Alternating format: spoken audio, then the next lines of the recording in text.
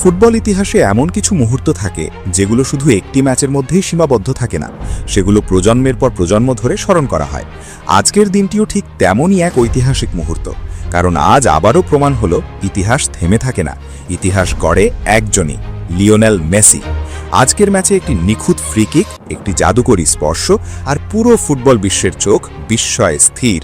এই একটি গোলের মাধ্যমেই লিওনেল মেসি স্পর্শ করলেন এমন এক রেকর্ড যা এতদিন শুধুই কিংবদন্তিদের জন্য সংরক্ষিত ছিল। আজকের ম্যাচে করা ফ্রি কিক গোলটি ছিল মেসির ক্যারিয়ারের ৭০তম ফ্রি কিক গোল। এই একটি গোলের মাধ্যমে তিনি ফুটবল ইতিহাসের সর্বকালের টপ 3 ফ্রি কিক গোলদাতাদের তালিকায় প্রবেশ করলেন, স্পর্শ করলেন ব্রাজিলের চিরন্তন কিংবদন্তি পেলের রেকর্ড, আবারও প্রমাণ করলেন বয়স শুধু একটি সংখ্যা, জাদু কখনো বুড়ো হয় না। এখন মেসি ও পেলের দুজনেরই ফ্রি কিক গোল সংখ্যা ৭০টি।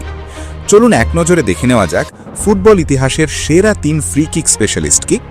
Number 1, ৭৭টি free kick goal জুনিনিও পারনাম্বুকানো। Number 2, ৭০টি free kick goal Lionel Messi. Number 3, ৭০টি ফ্রি কিক গোল পেলে। এই তালিকায় শীর্ষে এখনও আছেন ব্রাজিলের ফ্রি কিক জাদুকর জুনিনিও পারনাম্বুকানো, যার ৭৭টি ফ্রি কিক গোল আজও ফুটবল ইতিহাসের অন্যতম অবিশ্বাস্য রেকর্ড।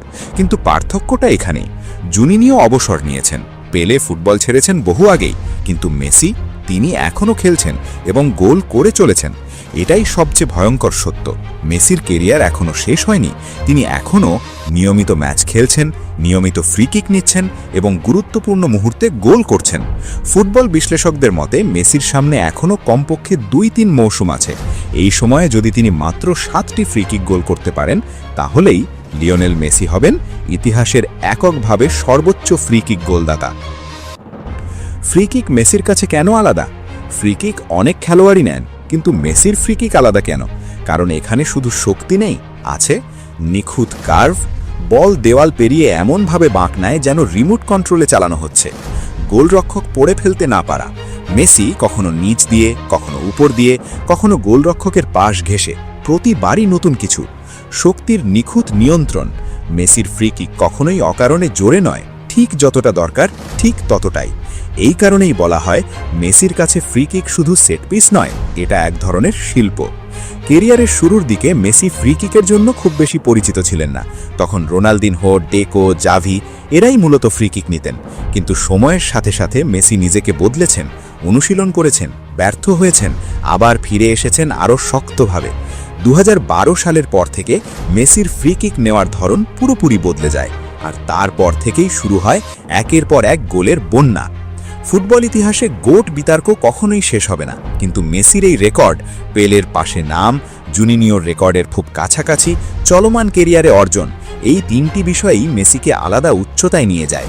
কারণ ইতিহাসে খুব কম খেলোয়াড়ই আছে যারা গোল করেছেন, অ্যাসিস্ট দিয়েছেন, ট্রফি জিতেছেন, আবার ফ্রি কিকের মতো টেকনিক্যাল স্কিলে শীর্ষে উঠেছেন। এখন প্রশ্ন একটাই, কবে মেসি ৭৭ ছুবেন? কবে তিনি এককভাবে ইতিহাসের সেরা ফ্রি কিক গোলদাতা হবেন? ফুটবল ভক্তরা এখন আর হবে কি না এই প্রশ্ন করছে না, প্রশ্নটা এখন শুধু কখন।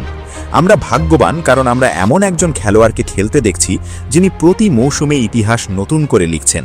আজ থেকে অনেক বছর পর মানুষ যখন ফুটবলের গল্প করবে, তখন বলবে, আমি সেই সময় ফুটবল দেখেছি যখন লিওনেল মেসি খেলতেন। তোমার মতামত কি? তোমার মতে মেসি কি ৭৭ গোলের রেকর্ড ভাঙতে পারবেন, নাকি এই রেকর্ড চিরকাল অটুটি থেকে যাবে?